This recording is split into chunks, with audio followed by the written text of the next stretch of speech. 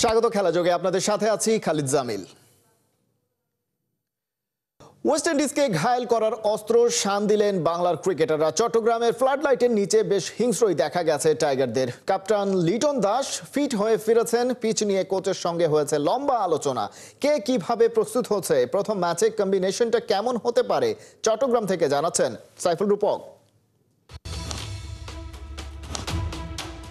বাংলার boom boom Rishad Hossain শুধু বল ঘুরিয়ে না, ব্যাট হাতেও ঝড় তুলছেন। ক্যারিবিয়ানরা ভালো টের পেয়েছে তার সামর্থ্য কতটা। শেষ দিকে 200-300 স্ট্রাইক রেটে ব্যাট করতে পারেন, সেই রকম ধুন্ধুমার ব্যাটিং দেখতে চায় চট্টলাবাসীও। টি-20 সিরিজ চট্টগ্রামে, যেখানে লিটন কুমার দাস ইনজুরি কাটিয়ে ফিরেছেন, ফিরেই নেটে অসাধারণ ব্যাটিং করেছেন। তার ক্লাস কতটা, তার সামর্থ্য কতটা, সেটাই দেখিয়েছেন সেন্টার উইকেটের নেট সেশনে। প্রথম প্র্যাকটিসে সব ব্যাটারদের মধ্যেই পজিটিভ ইন্টেন্ট দেখা গেছে। কোচিং ইউনিটও সেটা মাথায় দিয়ে দিচ্ছে যে পজিটিভভাবে খেলতে হবে, পাওয়ার প্লেটা কাজে লাগাতে হবে, .com স্ট্রাইক রোটেট করতে হবে, বাজে বলকে বাউন্ডারির ওপারে পাঠাতে হবে। সাইফ হাসান, তানজিদ তামিম, পারভেজ ইমন, লিটন কুমার দাস, তাওহিদ হৃদয়, শামীম, জাকের যারাই নেটে ব্যাটিং করেছে সবার মধ্যেই সেই পজিটিভ ভাইবটা ছিল এবং সবাই দারুণভাবে প্রস্তুত হচ্ছে ক্যারিবিয়ানদের এই মাঠে হোয়াইট ওয়াশ করতে। এই ফুটেজটা জাকির আলীর বর্তমান অবস্থাটা বুঝিয়ে দেয়। ব্যাটের জাদু দেখিয়ে খুব দ্রুত উঠেছিলেন, আবার নিচেও নামছেন খুব দ্রুতভাবে, কারণ সাম্প্রতিক সময়ে কোথাও রান করতে পারছেন না। ওয়ানডের বেস্ট 11 থেকে জায়গা হারিয়েছেন। টি-20তে সবশেষ সিরিজটাতে লিটনের অনুপস্থিতিতে তিনি ক্যাপ্টেন্সি করেছেন, দল 3-0-তে জিতেছে। তবে জাকির আলী অনেক পারফর্ম করতে পারেননি। এখন ক্যারিবিয়ানদের বিপক্ষে, অর্থাৎ গত সিরিজের ক্যাপ্টেন, এই সিরিজে বেস্ট 11-এ থাকা নিয়েও শঙ্কা আছে। তাহলে বেস্ট 11টা কেমন হবে? সাইফ হাসান এশিয়া কাপ থেকে দুর্দান্তভাবে খেলছেন, তার জায়গাটা পাকা। সাইফের সাথে ওপেন করতে পারেন তানজিদ তামিম অথবা পারভেজ হোসেন ইমন। তবে প্র্যাকটিস দেখে মনে হয়েছে যে সাইফের পার্টনার তানজিদ তামিম। ওয়ান ডাউনে ক্যাপ্টেন লিটন কুমার দাস, এরপর তাওহিদ হৃদয়। 5-এ নুরুল হাসান সোহান নাকি জাকির আলী অনিক, যে কোনো একজন হয়তো বেস্ট 11-এ জায়গা পেতে পারেন। এরপর আছেন শামীম পাটোয়ারি, রিশাদ, শেখ মেহেদি। নাসুম আহমেদ কি খেলবেন? যদি টিম ম্যানেজমেন্ট মনে করে 5 জন স্পেশালিস্ট বোলার লাগবে, সেক্ষেত্রে নাসুমকে দেখা যেতে পারে বেস্ট 11-এ। 2 জন পেসার, মুস্তাফিজ তো অটো চয়েস, তাসকিন, তানজিম, সাকিবের মধ্যে যে কেউ একজন খেলতে পারে। আর নাসুমকে যদি না খেলায়, একজন ব্যাটার বাড়ায়, সেক্ষেত্রে 5 নাম্বার বোলারের যে কোটাটা সেটা পূরণ করতে পারে সাইফ এবং শামীম পাটোয়ারি। তবে চট্টলার যে পিচ আমরা দেখলাম, কোচ সিমন্স, লিটন কুমার দাস খুব মনোযোগ দিয়ে দেখেছেন, পিচ কিউরেটরের সাথে লম্বা আলোচনা করেছেন। এখানে সাদা পিচ, কালো পিচ না, একটু গ্রিনিশ ভাব আছে। হয়তো ম্যাচের আগের দিন আর একটু ঘাস কাটা হবে। তবে এখানে শুরুতে পেসাররা একটু মুভমেন্ট পেতে পারে। শেখ মেহেদির অফিস স্পিডটাও খুব কাজে লাগতে পারে। তবে ব্যাটারদের জন্যই সুবিধা থাকবে বেশি। সেই জায়গাটাতে কোচিং ইউনিট সেই বার্তাটাই দিচ্ছে, যেন 180-200 চিন্তা করে সবাই ব্যাটিং করে শুরুতে, কিংবা চেস করতে হলে যেখানেই করুক পজিটিভ ইন্টেন্ট নিয়ে যেন ব্যাটাররা ব্যাটিং করতে পারে, সেই প্র্যাকটিসটাই আসলে আমরা দেখলাম। সাইফুল রূপক, 71, চট্টগ্রাম। চট্টগ্রামের মাঠে টি-20তে পচা শামুকে পা কাটতে যেন ওস্তাদ বাংলাদেশ। ব্যাটে বলে সমান তালে দারুণ পারফরমেন্স, কিন্তু ধারে ভারে পিছিয়ে থাকা দলের সাথে হেরে বসার নজিরও উল্লেখ করার মতো। ওয়েস্ট ইন্ডিজ চট্টগ্রামের এই মাঠে টি-20তে এর আগে কখনো খেলেনি, তাই ক্যারিবিয়ানদের বিপক্ষে প্রতাপশালী টিম টাইগার্সকে সাবধান থাকতে হচ্ছে যে কোনো ধরনের অঘটন থেকে। রিপোর্টে বিস্তারিত।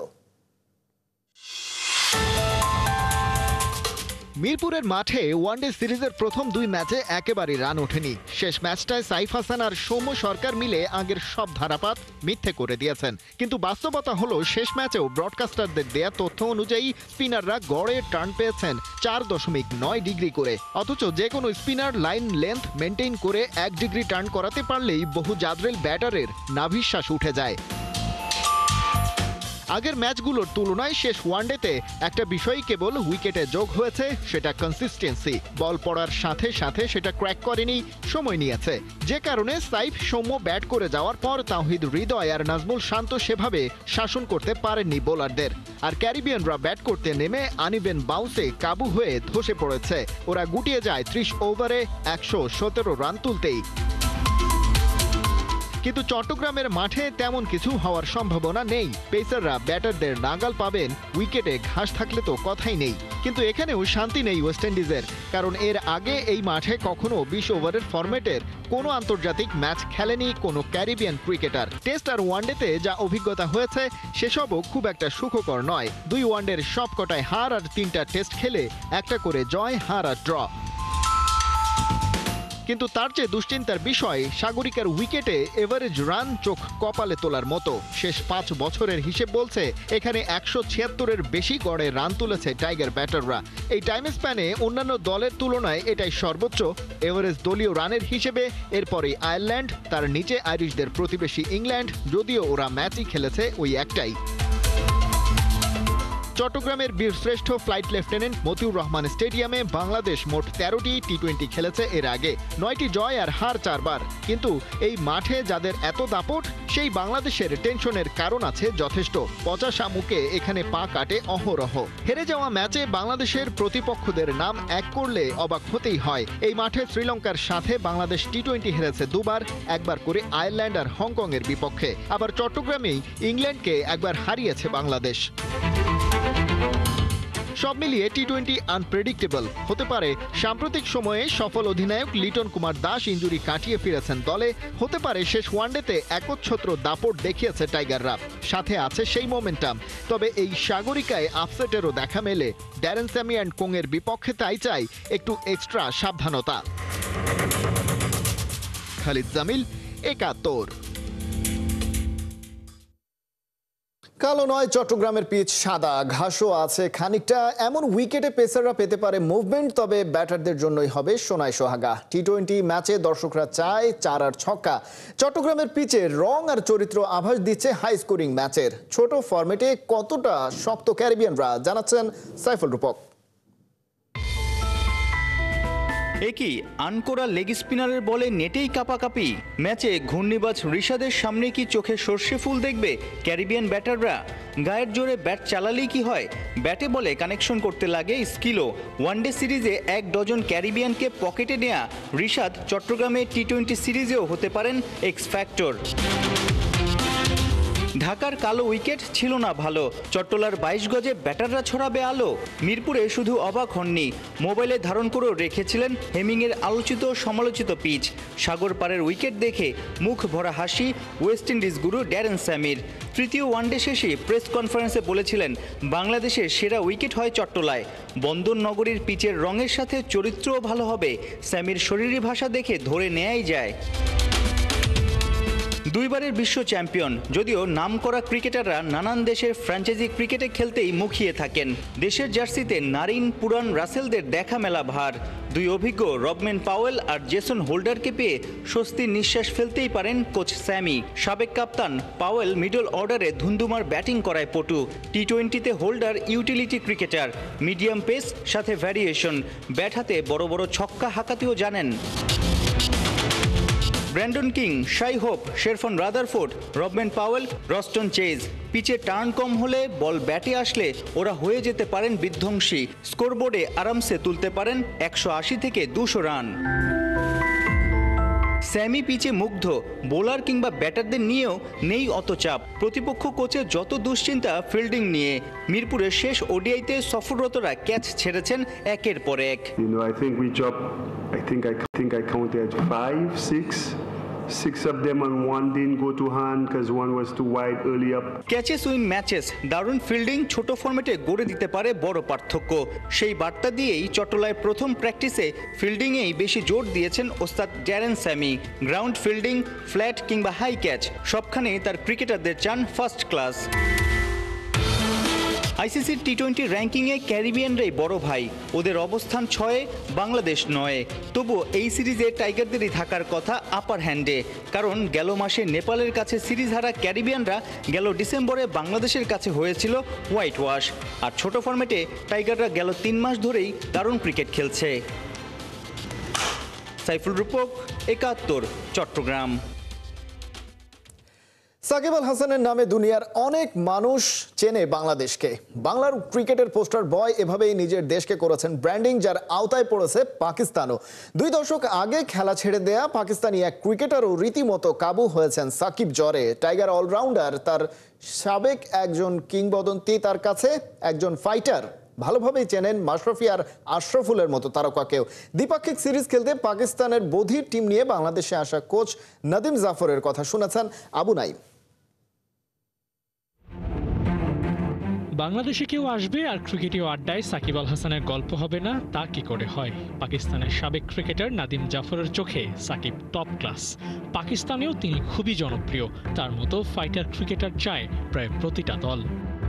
शाकिब जो मैंने देखा ना बहुत ही फाइटर क्रिकेटर है। তোমাদের সাকিব ফাইটার ক্রিকেটার, ও ফাইট করতে জানে, ওর অ্যাগ্রেশন আলাদা, ও দলের জন্য খেলে, বাকিদের থেকে আলাদা। এমন প্লেয়ারই তো দরকার, ওর মতো প্লেয়ার খেলানো উচিত, কারণ ওকে দেখে জুনিয়ররা শিখবে কিভাবে ভালো করতে হয়। সে একজন কিংবদন্তি। तो यंग वन से के लिए वो बहुत अच्छा है, थोड़ा गुस्से वाला है लेकिन अपनी टीम के लिए बहुत अच्छा। গল্পের ফাঁকে বাংলাদেশের সাবেকদের কথাও মনে পড়েছে। বোর্ড প্রেসিডেন্ট আমিনুল ইসলাম বুলবুল, খালেদ মাসুদ পাইলট, জাবেদ ওমর বেলিমদের ক্রিকেটীয় নৈপুণ্যের কথাও শুনিয়েছেন নাদিম জাফর। आपके जो अभी प्रेसिडेंट हैं আগের বাংলাদেশ দলে আমিনুল ইসলাম বুলবুল ছিল, নাইমুর রহমান দুর্জয়, খালেদ মাসুদ পাইলট ছিল। বাংলাদেশের ভালো একটা দল ছিল, अच्छी टीम थी। মোহাম্মদ আশরাফুলের ব্যাটিং ছিল দৃষ্টিনন্দন। মাশরাফি বিন মুর্তুজার বোলিংয়ের পাশাপাশি ব্যাট হাতে পাওয়ার হিট করার সামর্থ্য জানেন নাদিম। বাংলাদেশের ক্রিকেটে সাদা কালো যুগের এমন অনেক কিছু জানা তার। একটা সময় খেলতেন ঢাকা প্রিমিয়ার লিগ। 20 বছর আগের সেই স্মৃতির এখন অনেকটাই মুছে গেছে। বাংলাদেশের আলো হাওয়া একজন নাদিম জাফরের কাছে অজানা নয় মোটেও। ঢাকায় এসেই তাই পরিচিত গন্ধটা পেয়েছেন ঠিকই। तो एक आपका पुराना प्लेयर था अशरफुल। আমার সবচেয়ে ভালো লাগতো মোহাম্মদ আশরাফুলকে। আন্তর্জাতিক ক্রিকেট থেকে দ্রুতই চলে গেল ছেলেটা। মাশরাফি ছিল, বোলিংয়ের সাথে ভালো হিটও করতে পারতো। बहुत अच्छा था, वो हिटर भी बहुत अच्छा था। পাকিস্তানের সাবেক এই ব্যাটারের পেশা কোচিং করানো। তবে 8-10 জন কোচের মতো সহজ নয় তার কাজ। দেশটার বধির ক্রিকেট টিমের হেড কোচ তিনি। যারা কথা বলতে জানেন না, শ্রবণ শক্তিও একেবারে নড়বড়ে, তাদের দায়িত্ব নিয়েছেন নাদিম। সাধারণ মানুষদের পাশাপাশি ক্রিকেট এখন অসাধারণদেরও খেলা। বাংলাদেশ বনাম পাকিস্তানের এই স্পেশাল টি20 ম্যাচে 23 রানে জয় পেয়েছে পাকিস্তান। ঘরের মাঠে এই হার সাধারণই বটে। পর্যাপ্ত ফ্যাসিলিটিস না পাওয়ায় ওদের ক্রিকেট চালিয়ে নেওয়াটাও কঠিন। দেশের বিভিন্ন স্থান থেকে উঠে আসা এই ক্রিকেটারদের লক্ষ্য কেবল ক্রিকেট খেলা। নেইম, ফেম এসবের পেছনে তারা ছোটেন না। তারা জানেন লাল সবুজের প্রতিনিধিত্ব করাটাই গর্বের।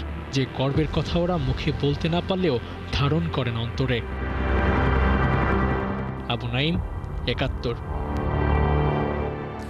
নারী ওয়ানডে বিশ্বকাপে বাংলাদেশের শেষ ম্যাচের ঘণ্টা বাজছে। স্বাগতিক ভারতের বিপক্ষে লড়বে বাঘিনীরা। রবিবার বিকেল 3:30টায় ভারতের মুম্বাইয়ের মাঠে নামবে দুই দল। শক্তিতে এগিয়ে থাকা ভারতের বিপক্ষে পরিসংখ্যানে পিছিয়ে বাংলাদেশ। টেবিলের 4 নম্বর দল ভারত এখন পর্যন্ত খেলেছে 6 ম্যাচ, যার মধ্যে 3টাতেই জিতেছে। অন্যদিকে 6 ম্যাচ খেলে নিগার সুলতানা জ্যোতির দল জয় পেয়েছে মোটে 1টাতে। পাকিস্তানকে হারানো ওই ম্যাচের পর আর কোনো জয় পায়নি ওরা। স্বাভাবিকভাবেই এই ম্যাচে এগিয়ে ভারত, তবে বাংলাদেশের বিপক্ষে বেশ কিছু এক্সপেরিমেন্ট করতে পারে টিম ইন্ডিয়া। উইনিং কম্বিনেশন ভাঙলে সেই সুযোগটা নিতে চাইবে মারুফারা। তবে ভারতের ইনফর্ম ব্যাটারদের সামলাতে কঠিন পরীক্ষা দিতে হবে বাংলাদেশের বোলারদের। এশিয়ান আর্চারি চ্যাম্পিয়নশিপের ভেন্যু সরিয়ে নিলে ইমেজ সংকটে পড়তে পারে বাংলাদেশ। একই দিনে ঢাকা স্টেডিয়ামে ফুটবল ও আর্চারি খেলা থাকায় তৈরি হয়েছে জটিলতা। সমাধানের ওপর মহলকে এগিয়ে আসতে অনুরোধ জানিয়েছে আর্চারি ফেডারেশন। হাসান সজীবের রিপোর্ট। 8 থেকে 14 নভেম্বর ঢাকার এই জাতীয় স্টেডিয়ামে হওয়ার কথা এশিয়ান আর্চারি চ্যাম্পিয়নশিপ। 13 নভেম্বর এই মাঠেই বাংলাদেশ আফগানিস্তান প্রীতি ফুটবল ম্যাচ রাত 8টায়। তাতেই বেঁধেছে বিপত্তি। আর্চারির খেলা শেষ হবে ঠিক 13 নভেম্বর বিকেল 4টায়। বাংলাদেশের খেলা ওই দিনই রাত 8টায়। কিভাবে আসলে দুই ফেডারেশন সমন্বয় করবে? যদিও বলা হচ্ছে সকল সমস্যার সমাধান হবে, ম্যাচগুলো নিয়ে যাওয়া হতে পারে বাংলাদেশ আর্মি স্টেডিয়াম বা অন্যত্র। দিন শেষে কি সমাধান হবে, কি বলছে বাংলাদেশ আর্চারি ফেডারেশন? আপনারা জানেন যে 400 জন যে গেস্ট আমাদের বাংলাদেশে আসছে, তারা সবাই কিন্তু টিকিট কেটে ফেলছে। তা আমাদের হোটেলের বুকিং দিয়েছি আমরা, payment everything complete. I can't change it. Okay, so এখন এর মধ্যে প্ল্যান বি আমরা একটা চিন্তা করে আবার বসে আমরা একটা আমরা we are expecting something from আমাদের এনএসসি অথবা মিনিস্ট্রি থেকে। দেন আমরা এটা নিয়ে প্ল্যান বি নিয়ে মেবি আমরা এখন থেকে চিন্তা করব। এশিয়ান আর্চারি চ্যাম্পিয়নশিপের জন্য জাতীয় ক্রীড়া পরিষদ থেকে গত বছরের নভেম্বরে অনুমতি পায় আর্চারি ফেডারেশন। তবে ফুটবলকে প্রায়োরিটি দিয়ে আর্চারি টুর্নামেন্টকে সরিয়ে নেওয়া হতে পারে আর্মি স্টেডিয়ামে। টঙ্গীতে যেটা আছে সেটা খুবই ছোট জায়গা, আপনারা জানেন, সেখানে একটা এরকম টুর্নামেন্ট আয়োজন করার মতো জায়গা না। তো সেই জায়গা থেকে আপনারা জানেন যে আর্মি স্টেডিয়ামও যথেষ্ট বড় স্টেডিয়াম এবং সেখানেও যথেষ্ট ম্যানেজ করে রাখা হয় স্টেডিয়াম। আর বেস্ট হতো আমি যেটা বললাম এখানেই করাটা, কিন্তু এখানে আমরা পারছি না, কারণ ফুটবল আপনারা জানেন যে আমরা এখন প্রায়োরিটি একেবারে আছে যে ফুটবলের প্রতি। চায়নার সঙ্গে বিট করে প্রায় 30 থেকে 32টি দেশের মেগা এই টুর্নামেন্টের আয়োজক হয় বাংলাদেশ। ভেন্যু সরিয়ে নিলে ক্ষুণ্ণ হতে পারে দেশের ভাবমূর্তি। সারা ওয়ার্ল্ডে এটা দেখাবে হচ্ছে যে ওরা একটা মাঠ অ্যাসাইন করেছে 1 বছর ধরে, ঠিক আছে, কিন্তু তারপরে ওটাতে করতে পারলো না। এটা হয়তো ওরা হয়তো আমাদের পারমিশন দিবে অথবা দিবে না, অথবা বললো যে এখন করা দরকার নেই, 6 মাস পরে করে, এগুলো আমরা আসলে জানি না। But will try our best, of course আমরা চেষ্টা করবো, যেহেতু দেশের একটা ইমেজের ব্যাপার। এখন এই মুহূর্তে আমরা ডেটও চেঞ্জ করতে পারছি না, কোনো কিছু করতে পারছি না। এখন একটা জরিমানা পেনাল্টিও হতে পারে, এটা ওয়ার্ল্ডের ক্যারিয়ার। যেমন আমি একটা উদাহরণ হিসেবে বলতে পারি, ইরান একবার এই কাজ করছিল, এখন পর্যন্ত তারা কোনো ভেন্যু পায়নি, হোস্ট হতে পারেনি। ইন্ডিয়া এই ধরনের হয়েছিল, হোস্ট হতে পারে না। আমরা কিন্তু চায়নাকে বিট করে আমরা কিন্তু এই ভেন্যুটা আমরা এনেছি। এমন জটিলতার সমাধান হিসাবে 12 নভেম্বর পর্যন্ত ঢাকা স্টেডিয়াম ব্যবহার করতে চায় আর্চারি ফেডারেশন। বাকি 2 দিনের খেলা আর্মি স্টেডিয়ামে করার পরিকল্পনা তাদের। কথা বলতে আমার কষ্ট হচ্ছে, আমি শুধু একটাই হাত জোর করে বলতে চাই, আমাদেরকে জাতীয় স্টেডিয়ামটা 12 তারিখ সন্ধ্যা পর্যন্ত, আমাদের 6টা পর্যন্ত 1 মিনিট আমরা লেট করবো না। আমরা 5টা পর্যন্ত আমার খেলা চলবে, আমরা 6টার মধ্যে সব কিছু খালি করে আমরা একদম তার কাটা যদি থাকে তার কাটা। হাসান সজীব, আমরা এখানে মাঠে রাখবো না, ক্লিন করে দিয়ে যাবো। প্রীতি ফুটবল ম্যাচে কূটনীতিকদের কাছে 3-0 গোলে হারল বাংলাদেশ সরকারের উপদেষ্টা পরিষদ। বিকালে জাতীয় স্টেডিয়ামে গড়ায় 3 ম্যাচ সিরিজের দ্বিতীয় ম্যাচটি। কূটনীতিকদের সাথে সরকারের সম্পর্ক উন্নয়নে যুব ক্রীড়া মন্ত্রণালয়ের এমন আয়োজন বেশ তাৎপর্যপূর্ণ বলছেন উপদেষ্টাবৃন্দ। এর আগে গত জুনে প্রথম ম্যাচে 1-0 গোলে জিতেছিল উপদেষ্টা পরিষদ। দ্বিতীয় ম্যাচে কূটনীতিকরা 3-0 গোলে জিতে সিরিজে সমতা এনেছেন। সিরিজ নির্ধারণী ম্যাচটি হবে ডিসেম্বরে। আজকে ডিপ্লোমেটটা জিতেছে কারণ আমরা এটা খুবই লাইটলি নিয়েছিলাম। আমাদের টিমের যে নিয়মিত প্লেয়ারদের মধ্যে 3 জন অনুপস্থিত ছিল, আমরা কোনো প্র্যাকটিসই করি নাই, আর ওরা আমাদেরকে খেলা দেখে বুঝেছি প্রচণ্ড প্র্যাকটিস করে এসেছে। তো 3rd ম্যাচ হবে ডিসেম্বরে, ইনশাআল্লাহ 3rd ম্যাচে আমরা জিতবো। কূটনৈতিক সম্পর্ক সুন্দর করা, সরকারের সাথে ডিপ্লোমেটদের, কূটনীতিকদের একটা অফিস ওয়ার্কের বাইরেও, বাইল্যাটারাল মিটিংয়ের বাইরেও বাইল্যাটারাল গেম আর কি, এবং এর বাইরেও এটা একটা নিয়মিত শরীরচর্চার জন্য গুরুত্বপূর্ণ। আপনারা জানেন যে আগের ম্যাচ এইখানেই হয়েছিল এবং আমরা জিতেছিলাম। এই ম্যাচে আমাদের প্রিপারেশন ভালো ছিল না, আপনারা জানেন, এখন কাজের চাপ সব কিছু মিলে, এবং ওরা আগের ম্যাচ হারার কারণে খুবই সিরিয়াসলি এবার খেলতে এসছে। এবার আমেরিকানদেরকে আনেনি, কারণ ওরা ফুটবল পারে না, ওরা সকার প্লেয়ার। থাইল্যান্ডের প্রথম ম্যাচে পরাজয়ের স্মৃতি ভুলে ঘুরে দাঁড়ানোর মিশনে ব্যস্ত হয়ে পড়েছে বাংলাদেশের মেয়েরা। শনিবার স্থানীয় একটা মাঠে 2 ঘন্টার হালকা অনুশীলন এবং রিকভারি সেশন চালিয়েছে বাংলাদেশ নারী জাতীয় ফুটবল দল। শুক্রবার প্রথম ফ্রেন্ডলি ম্যাচে হারের পর বাংলাদেশ কোচ পিটার বাটলারের অভিযোগের তীর গিয়েছিল ফুটবলারদের প্রতি। কয়েকজন মেয়ের অ্যাটিটিউড পছন্দ হয়নি কোচের। খেলার পরদিন অনুশীলনে তাই প্লেয়াররা ওপর কড়া নজর ছিল কোচের। এদিন কড়া অনুশীলন করেনি মেয়েরা, বরং ম্যাচের ক্লান্তি কাটাতে স্থানীয় সময় সকাল 8টা থেকে 10টায় হালকা অনুশীলন করেছে বাংলাদেশ দল। থাইল্যান্ড ট্যুরে নিজেদের দ্বিতীয় ম্যাচ খেলতে বাংলাদেশ মাঠে নামবে সোমবার। র্যাঙ্কিং এগিয়ে থাকা দলটার বিপক্ষে প্রথম ম্যাচে 3-0 গোলে হারা দলের পরের ম্যাচে জিততে পারলে আত্মবিশ্বাস বাড়িয়ে নিতে পারবে এশিয়ান কাপের আগে। এফসি চ্যালেঞ্জ লিগের শুরুটা ভালো হলো না বসুন্ধরা কিংসের। বি গ্রুপে নিজেদের প্রথম ম্যাচে ওমানের ক্লাব আল সিবের কাছে 3-2 গোলে হেরেছে কিংস। শেষের দিকে গোল খেয়ে হারার অসুখে পেয়েছে এই ক্লাবটারও। কুয়েতে প্রবাসী বাঙালিদের একচ্ছত্র সমর্থনের সাথে নিয়ে খেলতে নেমেছিল বসুন্ধরা কিংস, কিন্তু ম্যাচের 7 মিনিটেই গোল হজম করে ওরা। প্রথমার্ধেই গোল শোধ করে বসুন্ধরা। 1-1 সমতায় টানেল থেকে ফিরে দ্বিতীয়ার্ধে শুরুতেই ম্যাচ লিড পায় বাংলাদেশের ক্লাব। 53 মিনিটে গোল করেন জাতীয় দলের উইঙ্গার রাকিব হোসেন। লিড বেশিক্ষণ ধরে রাখতে পারেনি কিংস। 60 মিনিটে গোল করে ম্যাচ 2-2 সমতায় আনে আলসিব। 77তম মিনিটে আলসিব পায় ম্যাচের নিজেদের 3 নম্বর গোল। এবার আর ম্যাচে ফেরা হয়নি বসুন্ধরা কিংসের। শেষ পর্যন্ত হারতে হয় 3-2 গোলেই। মঙ্গলবার আল আনসারের বিপক্ষে নিজেদের দ্বিতীয় ম্যাচ খেলতে নামবে বসুন্ধরা কিংস। এই ছিল এখনকার খেলাযোগে। সরাসরি সংবাদ অনুষ্ঠান দেখতে চোখ রাখুন 71-এর ফেসবুক পেজে এবং সাবস্ক্রাইব করুন 71-এর ইউটিউব চ্যানেল। 71-এর সাথেই থাকুন।